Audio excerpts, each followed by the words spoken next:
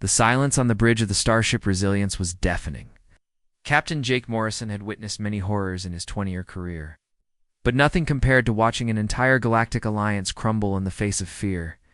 The massive holographic display showed what had once been the most formidable fleet in known space, now reduced to scattered energy signatures fleeing into hyperspace. Contact lost with the Xanthari battle group, Lieutenant Emily Carter reported, her knuckles white as she gripped her console.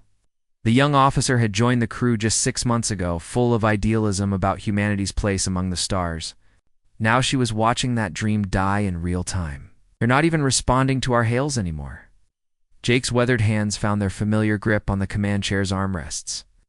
At 42, he'd seen enough political maneuvering to know when allies became liabilities. But this wasn't politics. This was survival itself, hanging in the balance. Through the viewports, the planet Zarian hung like a crimson jewel against the black void, beautiful and terrible in equal measure. Crimson death had appeared without warning 3 weeks ago. Not a disease in any conventional sense, but something far worse, a plague that consumed the very essence of life itself. The Zarathi, who had served as the galaxy's premier healers for over 1,000 years, were dying in ways that defied every medical protocol known to science. Their bioluminescent cities, which had once pulsed with healing energy that could be seen from orbit, now flickered like dying embers. Sir, the Valdari are transmitting their final evacuation notice, Communications Officer Ryan Brooks announced, his voice barely concealing his disgust. The kid was only 25, but he'd already developed the cynical edge that came with watching supposed allies abandon their posts. They're calling it a strategic withdrawal to preserve galactic stability. Jake almost laughed at the euphemism. Strategic withdrawal. As if there was anything strategic about running away when an entire civilization faced extinction. The Valdari had been the first to answer the Zerathi's call for help, promising their most advanced medical technology and their finest physicians. They'd stayed exactly 4 days before declaring the situation beyond conventional intervention. Many does that make? Jake asked, though he already knew the answer. 12, sir, Emily replied, her voice cracking slightly. 12 species that have officially abandoned the quarantine zone. The Galactic Council issued a formal statement an hour ago, declaring Zarian a lost world and establishing a permanent exclusion zone. The bridge fell silent, except for the steady hum of the ship's engines. Jake studied the faces of his crew, good people, all of them, who'd volunteered for this mission knowing the risks.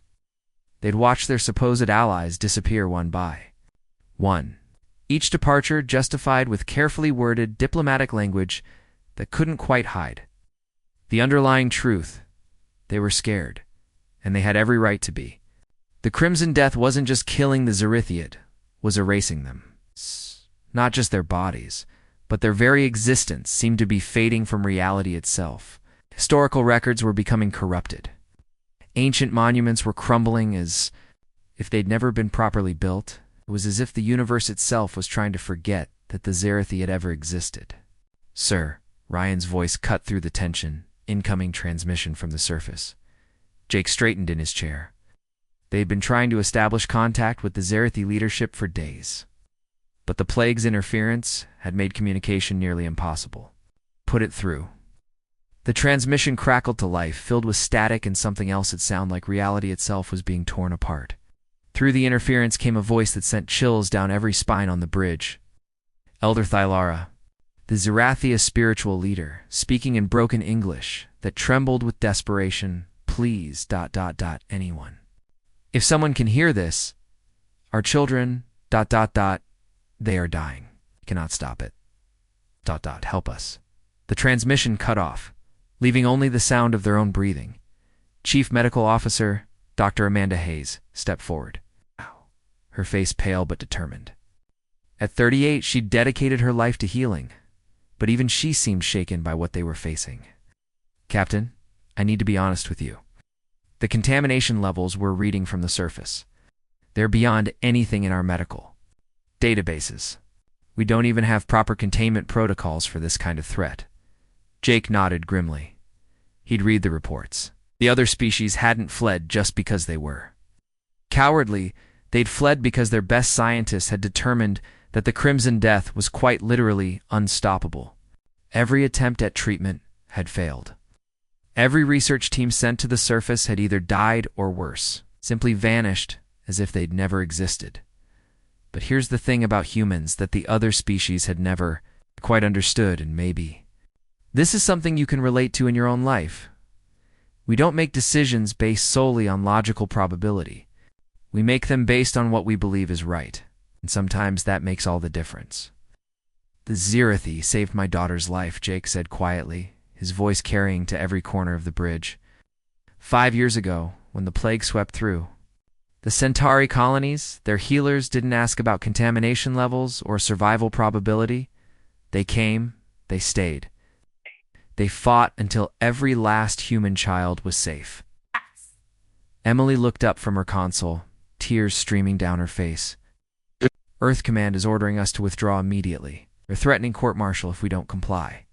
Jake Morrison had spent his entire adult life following orders, climbing the ranks through discipline and unwavering loyalty to the chain of command. But sometimes, Anne, this is the moment that defines who we really are. Sometimes you have to choose between following orders and following your conscience. "Mr. Brooks, send a message to Earth Command," Jake commanded, his voice steady as steel. "Tell them that Captain Morrison and the crew of the Resilience respectfully decline their withdrawal order. We're going down to help our friends." The bridge erupted in a mixture of protests and cheers. Dr. Hayes stepped forward, her medical training warring with her humanitarian instincts. "Captain, the contamination levels could kill us all within hours of landing." "Then we better work fast," Jake replied. "Set course for planetary approach. Full power to engines." As the Resilience began its descent toward the dying world below, none of them knew they were about to discover something that would change not just their own fate, but the entire balance of power in the galaxy. Because sometimes when everyone else gives up, it's exactly when the real heroes step forward. And if you want to understand how small actions can compound into extraordinary results, just like this single decision would ripple across the stars, make sure to check out my next video about the incredible power of compounding. You'll discover how tiny, consistent choices can create massive transformations in your own life. The dropship. Phoenix screamed through Zirian's atmosphere like a bullet fired into hell itself. Captain Jake Morrison gripped his harness as the vessel shuddered violently, its reinforced hull groaning under pressures that shouldn't exist in any normal world. The crimson clouds outside weren't just colored, they were alive, reaching toward their ship with tendrils of malevolent energy that seemed to whisper promises of doom. "Hull integrity holding at 60%, reported Chief Engineer Lisa Thompson, her voice tight with concentration as she fought to keep their systems online. At 34, Lisa had seen her share of dangerous landings, but nothing had prepared her for this. The readings on her instruments defied every law of physics she'd ever learned. "Captain, whatever's down there, it's not just affecting the planets, it's affecting reality itself." Sergeant Mike Rodriguez checked his weapon systems for the third time in as many minutes, his hands moving with the practiced efficiency of a man who'd survived 15 years of combat. But even he couldn't hide the tremor in his voice when he spoke. "Captain, the scanner readings are completely off the charts. This plague... it's not natural. It's like something is actively rewriting the fundamental laws of existence down there." Jake peered through the viewport, and what he saw made his blood run cold. The planet below had once been a paradise. The Zirathi's crystal gardens were legendary throughout the galaxy, their bioluminescent spires reaching toward the stars like prayers made manifest. Now, those same structures twisted into impossible shapes that hurt to look at directly. The geometry was wrong, as if someone had taken a beautiful painting and corrupted it with nightmare fuel. "Jesus Christ," whispered communications officer Ryan Brooks, his face pressed against the window. "What happened to them?" Through the crimson haze, they could see figures moving in the streets below. The Zirathi had once been beings of pure light, their graceful forms radiating healing energy that could cure diseases and mend broken hearts. Now they shambled through their dying cities like ghosts, their inner light flickering like candles. In a hurricane, children who should have been playing in crystal gardens instead clung to their parents. their small voices carrying across the toxic air in languages that spoke of ancient terror. And here's where it gets really interesting, because what they were witnessing wasn't just the death of a civilization. It was something far worse. It was the systematic erasure of hope itself. There, Lisa pointed to a massive structure in the city's center. That's where the energy readings are strongest. If we're going to find answers, that's where we need to go. The landing sequence was controlled chaos. Emergency systems screamed warnings as the Phoenix touched down in what had once been the grand plaza of Zirion's capital city. The moment the engines powered down, an oppressive silence fell over the team, not the peaceful quiet of space, but the suffocating silence of a graveyard. Jake was the first to step outside. His environmental suit's sensors immediately flashing, red warnings about contamination levels that should have been instantly fatal.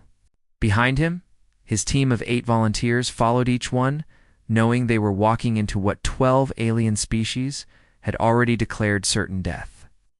"Stay close," Jake ordered, his voice crackling through their comm systems.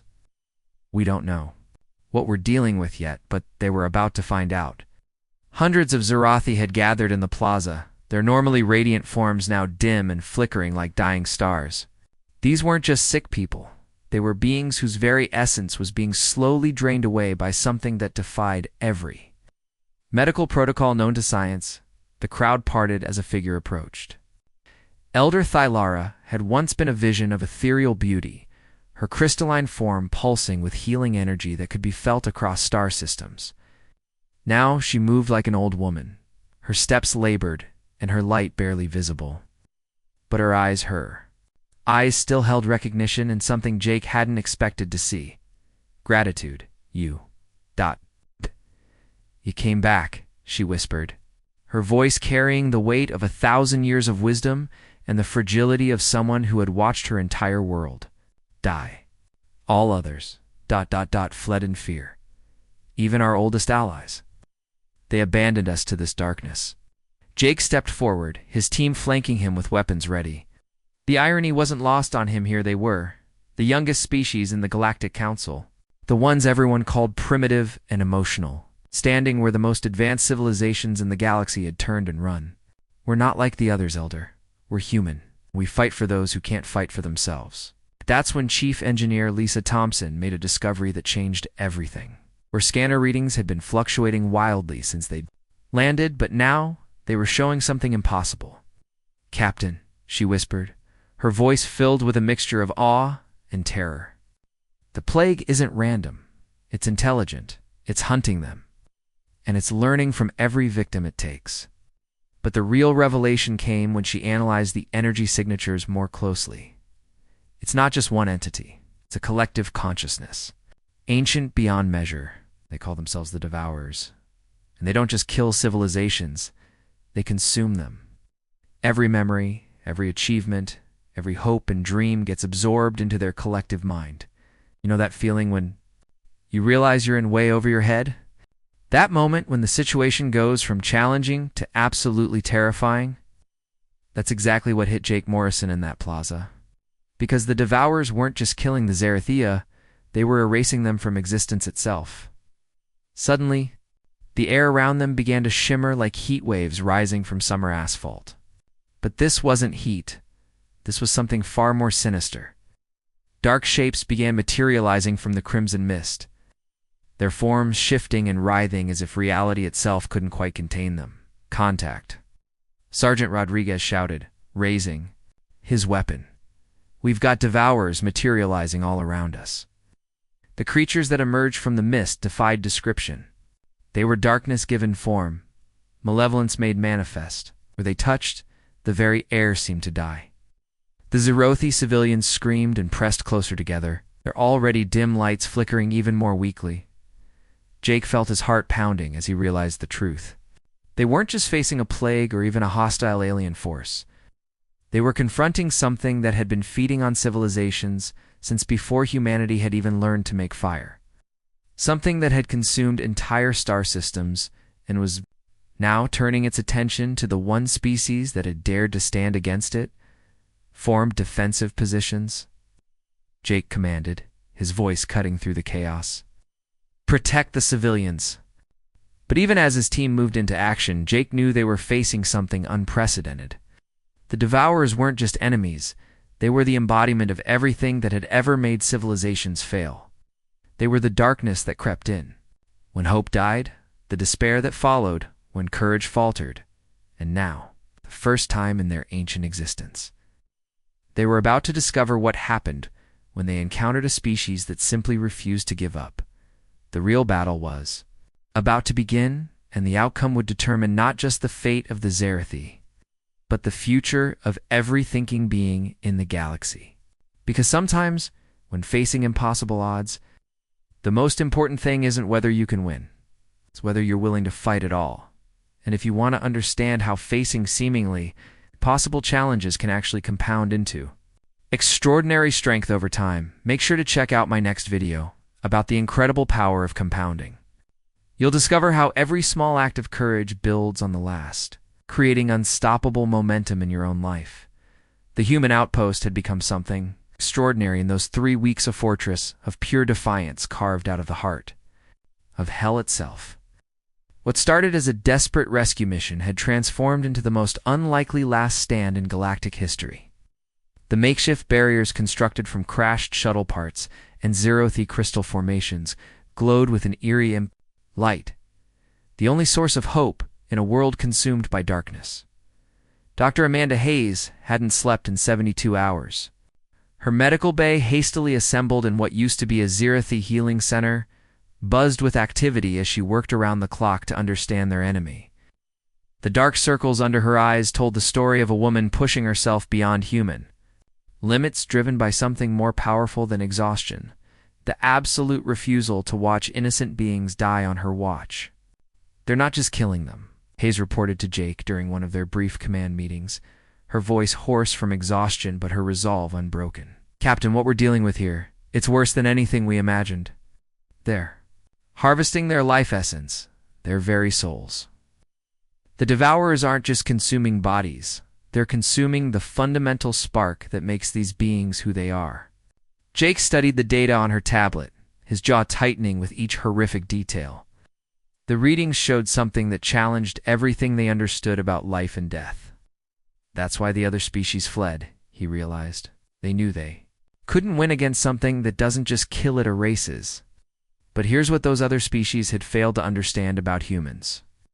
And maybe this resonates with you in your own life. When facing impossible odds, we don't just fight battles we can win. We fight battles that need to be fought. The morning of the 21st day brought news that chilled everyone to the bone. Lieutenant Emily Carter burst into the command center, her uniform torn and her face streaked with the grime of endless combat. "Captain, long-range sensors are picking up massive energy signatures. The entire Devourer fleet is converging on our position." Jake felt his stomach drop. They had been fighting individual attacks, holding their own against creatures that defied every law of physics. But an entire fleet? Even his optimistic nature struggled with those odds. "How many?" he asked, though. He wasn't sure he wanted to know the answer. "Conservative estimate? 10,000 individual entities, sir? And that's just what we can detect. There could be twice that number." The command center fell silent, except for the steady beeping of their defense systems. Chief Engineer Lisa Thompson looked up from her console, her face pale but determined. "Captain, I'm detecting something else. The energy signatures. They're not just moving randomly. They're coordinating, learning from our defensive patterns." Sergeant Mike Rodriguez cleaned his weapon with the methodical precision of a manhood. Been in combat for 3 straight weeks. At 41, he'd seen enough battles to know when the odds were impossible. But he'd also learned something that had kept him alive through 15 years of service. Sometimes impossible odds were exactly what separated the heroes from everyone else. "Sir," Rodriguez said, his voice steady, despite the chaos around them. "Ammunition supplies are running low. We've got maybe 6 hours of sustained fire left, assuming we don't face anything heavier than what we've been seeing." Jake nodded grimly. They'd been rationing everything: food, water, ammunition, even hope itself. But somehow, they'd managed to keep fighting. The Zerathi civilians huddled in the center of their defensive perimeter, their children looking up. at these strange humans with something that had been missing from their world for weeks: faith. Contact devourers coming from the east sector. Emily's voice cracked across the comm system like a whip. Her pulse rifle immediately began firing streams of brilliant energy into the writhing shadows that poured over their defensive walls like a living nightmare. The next few minutes were pure chaos. Jake found himself fighting beside Rodriguez, their weapons blazing against creatures that existed more in nightmare than reality. These weren't the individual scouts they'd been facing. These were full assault formations, coordinated and relentless. Ow. Many more? Jake shouted over the deafening sound of weapons fire and alien screams. Sensors show at least 1,000 more incoming, Rodriguez replied, ejecting an empty power cell and slamming in a fresh one with practiced efficiency. We're outnumbered 50-1, sir. But you know what was remarkable?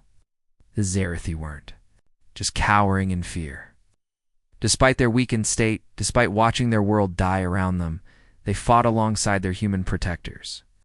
Their remaining strength channeled into protective barriers that shimmered with the last of their healing energy, buying precious seconds for the humans to reposition and regroup.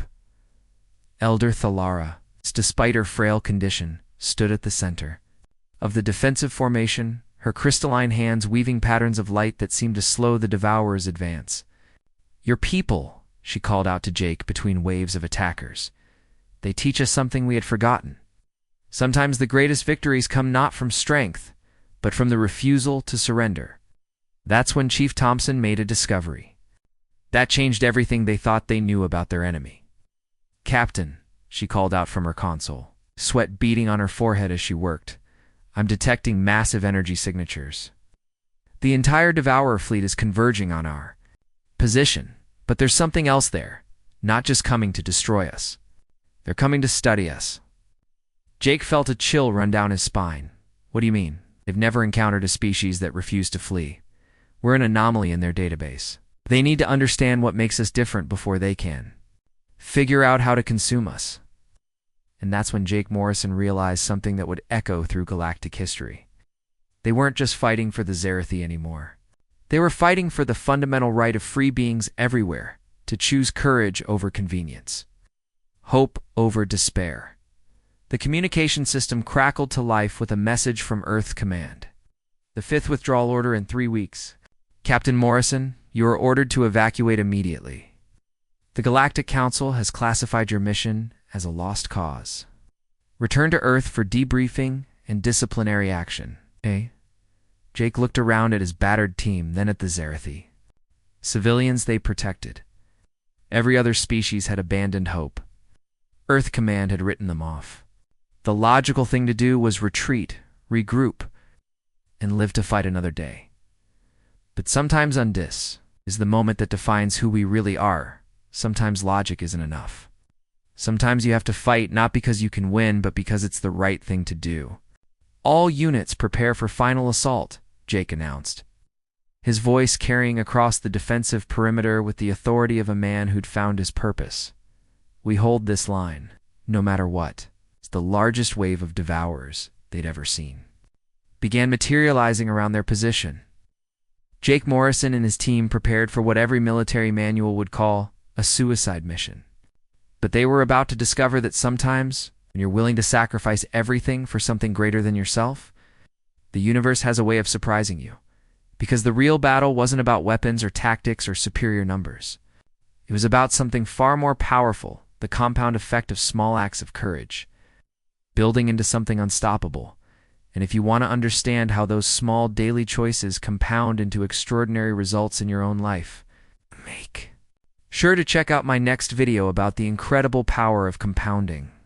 You'll discover how every moment of courage, every refusal to give up, builds on the last to create unstoppable momentum toward your goals. Dr. Amanda Hayes was beyond exhaustion when she made the discovery that would change everything. For 3 weeks, she'd watched helplessly as the Zerathi died around her, their life essence being systematically drained by the Devourers. Every medical protocol had failed. Every treatment had been useless. She was running out of time, running out of hope, and worst of all, running out of patience to save. The Zerathi child couldn't have been more than 7 years old in human terms. Her name was Solana, and she'd been brought to the makeshift medical bay by her parents just hours before they too succumbed to the plague. The little girl's bioluminescent skin, once bright as starlight, now flickered weakly like a dying candle. Small hand gripped Hayes' finger with a strength that belied her failing body.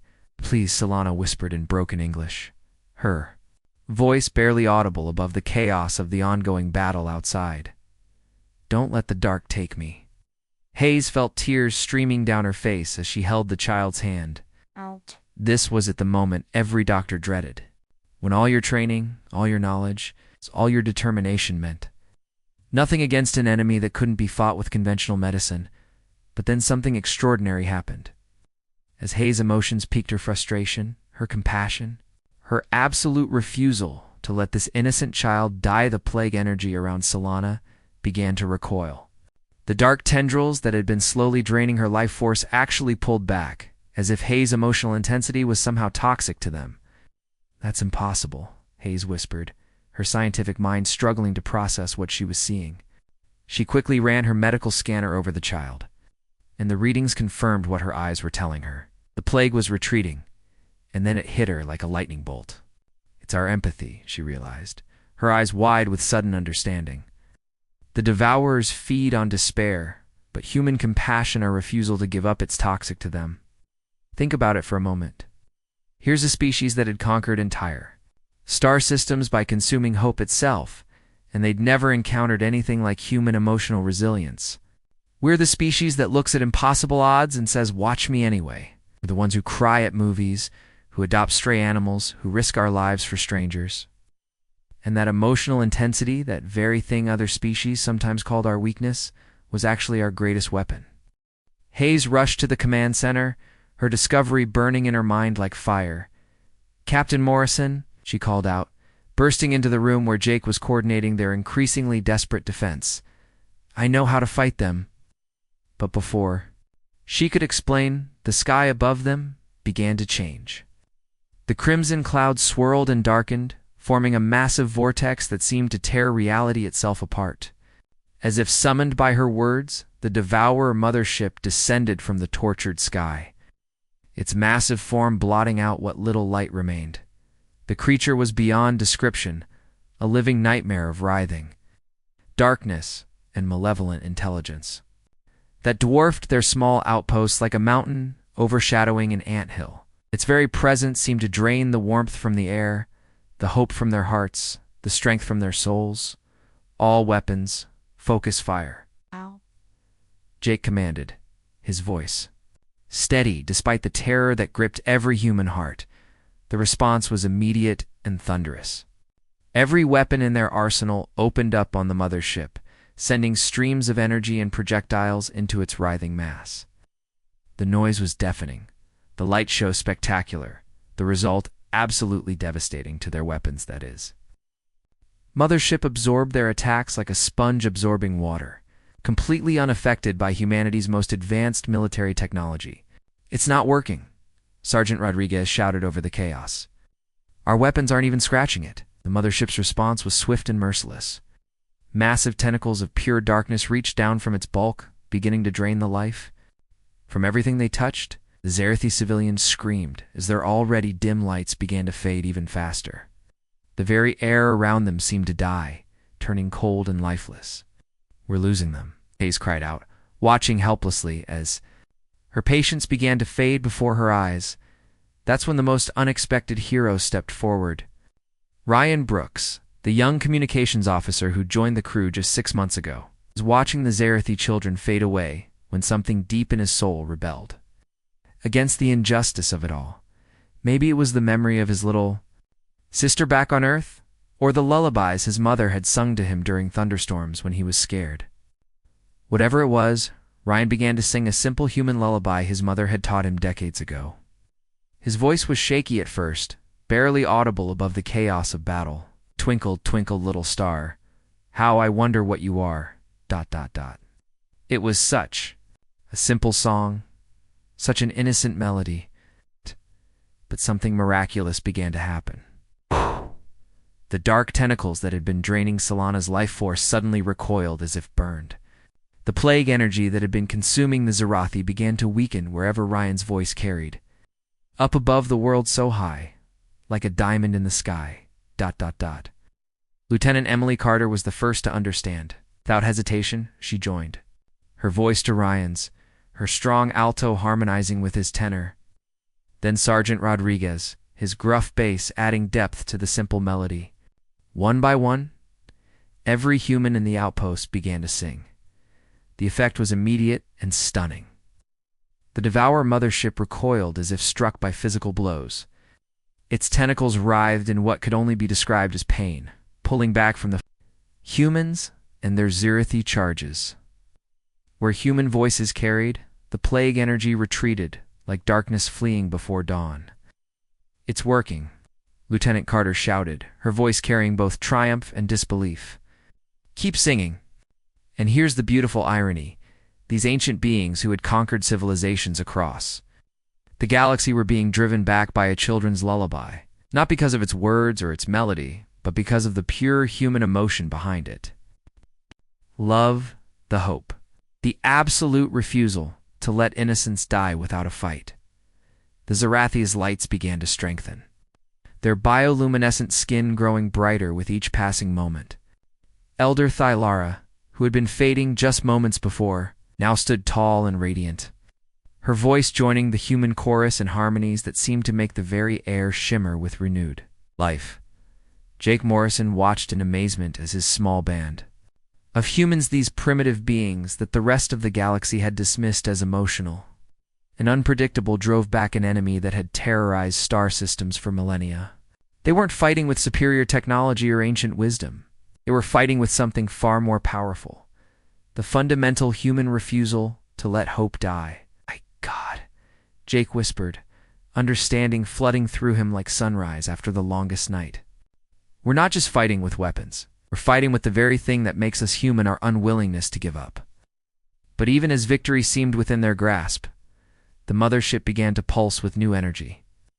The ancient intelligence within it was adapting, learning, preparing for one final, desperate assault that would either destroy them all or prove once. And for all that some things in the universe were more powerful than fear, the real battle was just beginning. And what happened next would determine whether hope or despair would rule the galaxy. And if you want to understand how small, consistent acts of courage and compassion can compound into extraordinary results in your own life, just like this simple lullaby became a weapon of mass salvation. Make sure to check out my next video about the incredible power of compounding. You'll discover how every moment of kindness, every refusal to give up, builds on the last to create unstoppable momentum toward your goals. 6 months after the battle that should have been impossible to win, Captain Jake Morrison stood in the restored capital of Zarian, watching something that still took his breath away. Zerathi children, the same ones who had been dying in his arms just half a year ago, were now playing in crystal gardens that bloomed with more life and beauty than they'd ever possessed before their near extinction. The transformation was nothing short of miraculous. Where once twisted monuments of despair had scarred the landscape, now towering spires of pure light reached toward the stars like prayers made manifest. The bioluminescent gardens pulsed with healing energy so powerful it could be felt from orbit. But the most incredible part, the Zerathi weren't just restored, they were stronger than ever before. Captain Elder Thylara approached, her crystalline form now radiating such intense light that she seemed to glow from within. The same being who had been fading to nothing in his arms now moved with grace that defied physics. "Your people have given us something we never knew we were missing." Jake turned from watching the children play, his weathered face breaking into a smile that had become his trademark throughout the galaxy. "What's that, Elder? They taught us that sometimes. The greatest strength comes not from avoiding pain, but from choosing to face it for someone else." And that's when Jake realized something profound. Something that maybe resonates with challenges you're facing in your own life. The Crimson Death hadn't been eradicated by superior technology or ancient weapons. It had been defeated by the simple human refusal to abandon hope, when abandoning hope was the logical thing to do. The galaxy had certainly taken notice. Every single day brought new ships from species that had fled in terror, now returning with gifts and apologies that bordered on the embarrassing. The Faldari, who had called their evacuation a strategic withdrawal, now offered exclusive trade, agreements, and military alliances. The Zenthari, who had simply vanished without explanation, returned with entire fleets requesting permission to study human emotional warfare techniques. But perhaps the most ironic visitor was the Galactic Council itself. The same organization that had officially declared Zarian a lost world now wanted to establish a permanent research station to study what they called the human phenomenon. They sent their most distinguished scientists to understand how a species they'd considered primitive had accomplished what their most advanced civilizations couldn't even attempt. Captain Morrison, the Council's lead researcher, Dr. Vexstar, had asked during one of their many interviews, "Our model suggests that your mission should have failed within the first 72 hours. How do you explain your success?" Jake had actually laughed at the question. "Doc, you're asking the wrong question. You want to know how we succeeded? We didn't plan to succeed. We planned to do what was right, and sometimes that's all the universe needs from you." Research teams were baffled. They'd run countless simulations, analyze every aspect of human physiology and psychology, and still couldn't replicate the results. They could understand the mechanics of what had happened, how human emotional resonance had proven toxic to the Devourers, but they couldn't understand the why behind it. Dr. Amanda Hayes, who had been promoted to Chief Medical Officer of the newly established Zarian Medical Research Center, explained it best. "They keep looking for some special gene or unique brain chemistry that makes us different. Not it at all. What makes us different is that we make decisions based on what we believe is right, not what we calculate is possible." The transformation went far beyond just Zarian. News of humanity's impossible victory spread across the galaxy. Like wildfire, carried by traitors, diplomats, and refugees who had witnessed the miracle firsthand. On 1,000 worlds, beings who had given up hope began to whisper a new phrase: "Send the humans. They never abandon anyone." And you know what's incredible? That reputation started changing how humans saw themselves. Before Zarian, they'd been the newcomers, the junior species trying to prove they belonged among the stars. After Zarian, they became something else entirely, the ones you called when everything else had failed. Lieutenant Emily Carter, now promoted to commander of the Zarian Defense Force, put it perfectly. "We didn't set out to become the galaxy's guardians. We just refused to walk away when people needed help." Turns out, that's exactly what the galaxy needed. Powerful moment came during the dedication ceremony for the new Zarian Memoriola. Crystal structure that told the story of those dark weeks when an entire species had faced extinction. Elder Thelera stood before representatives from hundreds of worlds, her voice carrying across the plaza with the power of absolute truth. "Your people," she said, looking directly at Jake. "They saved us when all others had given up. How do we repay such a debt?" Jake smiled, watching his team, his family help rebuild the city alongside their Zerathi friends. These weren't just soldiers anymore. They were living proof that sometimes the most powerful force in the universe is simply refusing to give up on someone who needs you. "You don't owe us anything," he replied. "You just did what humans do, and what is that?" she asked, though Jake suspected she already knew the answer. "We fight for what's right, protect the innocent, and we never, ever abandon those who need us." The words echoed across the plaza, picked up by news feeds that would carry them to every corner of the galaxy.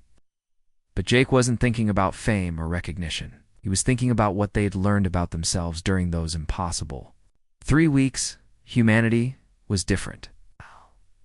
They were the ones who stayed when everyone else left. They were the ones who fought when fighting seemed pointless. They were the ones who said, "Not on our time," when evil threatened the innocent. As Jake prepared to return to Earth, though he knew he'd be back, 'cause Zarian had become humanity's second home, he carried with him a new understanding. The galaxy was vast and full of wonders, but it was also full of those who would give up when times got tough. But not humans. It's never humans.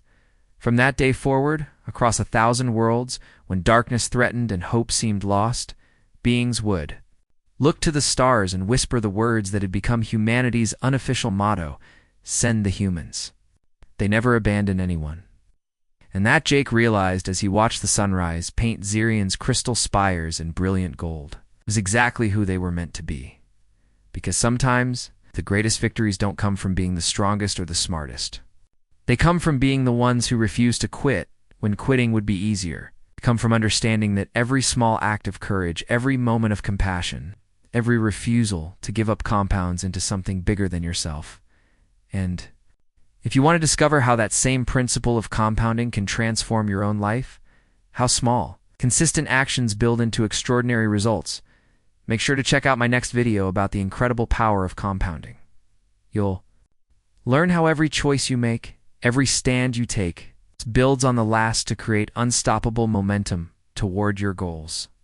The end.